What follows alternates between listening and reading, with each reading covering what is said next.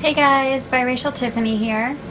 Thank you so much, Monique and Greenlee, for making the video responses to number 35 and Gunslinger Momo. I think you did, I think it was number 33, about hair in the heat. I really liked those a lot. Today, I want to, well, first of all, I got like 3 questions. Well, 3 different people asked me the same question about what do I think about a biracial person's kid that they would have with a white person. And I talked about it in Mulatto Diaries number 4, the 1-drop rule, and I think there was like 4.5 and 4.7.5 or something, but sorry, I was new at this then. And I don't even think those like first 6 videos are very good, but I will address that again. Essentially, it's a big quandary to me. I don't know what I would expect of my child with a white person or with a black person. So I've never said these words before, but we're talking about a quadroon, or a person who has a mixed parent and a black parent used to be called a griffé. I don't know how to say it, but it's Griffe, or a sambo, which I was very surprised that would be, well, that sambo had anything to do with that. So I'll talk about that more later. But today I wanted to talk about, well, I went to an Alice Smith concert last night, and you know that I can't not talk about that. But I'm going to try to make it relate to the Mulatto Diaries. Again, I tried to sort of make it relate to race the last time I talked about how amazing Alice Smith is, in case anyone has not heard me say this before. So I've been thinking a lot, I'm talking on here, and I always feel like, again, I will acknowledge I'm always talking about black people more than white people. And I think that's because I think white people are pretty comfortable, generally speaking, where they are in life, what their position in America is. And I think it's safe to say that, generally speaking, black people are not comfortable and shouldn't be. And I'm a little more concerned with I don't know, solving that problem, talking about that, trying to fix that so that we can deal with the white people later. But at this concert last night, I felt that things happened that gave me an opportunity to just sort of talk about white people in general. Now I'm scared to do it, but I have a special guest to help me. Melissa is here. She went to the concert and the previous 2 concerts that we were lucky enough to see Alice Smith perform live. Hi. Hello. So, well, Alice Smith is just so crazy good. But let's start We with went the beginning. also with our friend Jim, We did. I wish Jim was here. who is a white man. Yes, a white man. And he would be right here. He would be. It feels like he should. He Yeah. is there, actually. Okay. So the concert was really a Citizen Cope concert, and Alice Smith is the opening act, and I hear that she performs with him, but we accidentally left, thinking that we were done seeing Alice Smith for the night, and who cares about Citizen Cope? Although I've listened to some of his music. We and it tried is to good. care. We did try to care, but We tried to educate ourselves so that we'd be informed concert goers and get the full price did of our homework. ticket. Yeah. Well, the full price of our ticket. Alice It was Smith had to fulfilled open with us. her mouth, and we were like, done. Okay. Exactly. So Alice Smith starts, and we are so freaking excited, and I get teary because I'm so happy to see her. A. B. She's wearing a tank top and jeans and glasses, and her hair is just whatever, so real, because really when she opens her mouth, who cares what she looks like? But she looked fabulous. I'm not saying she looked bad. It was just effortless and natural and fantastic, and so I'm just so thrilled, and I'm also a little sad because I know it's going to be over in 30 minutes, and I don't know when she's coming back. I know some people are in London, and she's going to be there next week, and she's going to be in Paris for a day too, or something Please like go. that. Please go.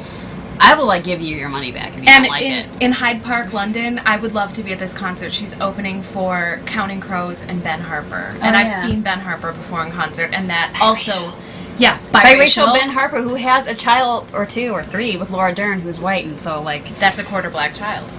Yeah. So, you know, it's all relative. Yes. But this is what happened. Like, I mentioned before that when I go to an Alice Smith concert, like, I'm brave enough to dance because that's how moved I am. Mm-hmm. You can't last night was no exception, people. Mm-hmm. None. Even Alice Smith was dancing a lot. And normally she is a clapper. She loves to clap. Last night she was just like going for it and she was dancing.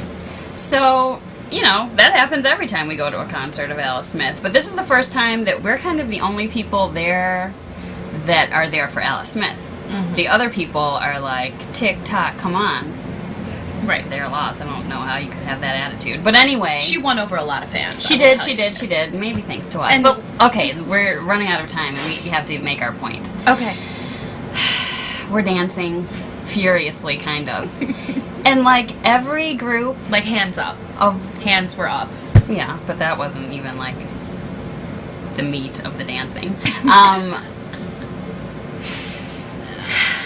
All these groups of white people were, like, staring at us, enjoying Alice Smith. Very much so. And I tried to not let this distract me, but I couldn't not notice. It was an effort for me to not, like, there was stop a lot of, and be like, what? There was a lot of turning around, because it was a tight, like, concert where everyone's standing. Yeah, there's no seats or anything. It's no. Like a hall, or, I mean, I don't know how to describe the place, because... But it involved that stuff in order to see us. Oh, yeah, there was, like, craning of necks. We were more interesting, it seems, than the girl who fainted in front of us and had to be taken out. Yes. Like, people were not even noticing that because we were enjoying Alice Smith so much and dancing. So this led us... Now, these were all, like, young-ish white people. It looked like Connecticut and New Jersey, just, like, all over the place. Yeah. And it was kind of, like, college age. A lot of Abercrombie and Fitch. Or people who are no longer college age but wish they were, like, kind of fraternity, sorority type people. And we know and love lots of those kinds of people. I am that person, like, every now and then. Not gonna lie. Every now, actually. But, so we were thinking, like, what is it? You know, because Jim's with us, so we're thinking it's not a race thing. It's not that we are probably...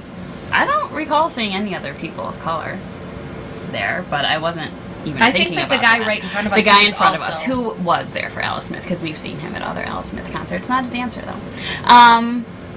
We're like, what is it with these people? Why is this, like, worth watching? I don't know. So...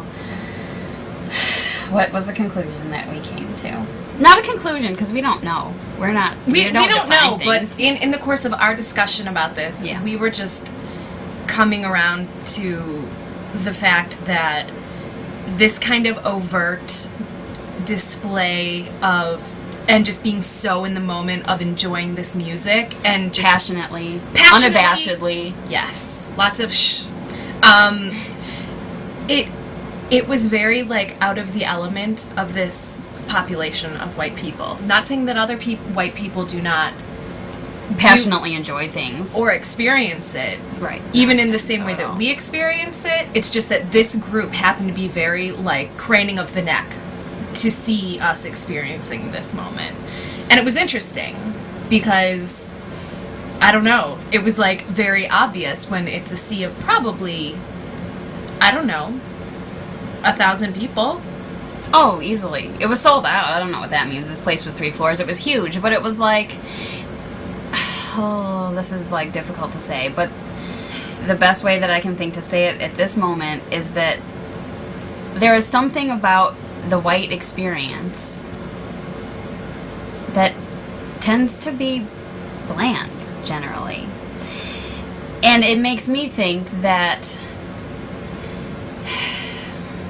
in trying to justify to oneself a level of superiority that you may enjoy, and not like you have a superior attitude, but just like if you're at the top of the race chain and you know that like there's no reason for you to be there other than you were lucky enough to be born white, whatever that is, like maybe in trying to maintain that and justify it to yourself, like you just kind of maybe miss like a lot of things that are enjoyable, and you're inhibited by being whatever white is to yeah you. by being whatever white is to you, and that you aren't free to enjoy things so passionately and unabashedly, and you don't even like, I don't understand how maybe after the first song and we were dancing and loving it so much, but like didn't they hear what Alice Smith was doing and didn't they see it? And like there was one girl who was like, you guys really like this, I like it, what's it about?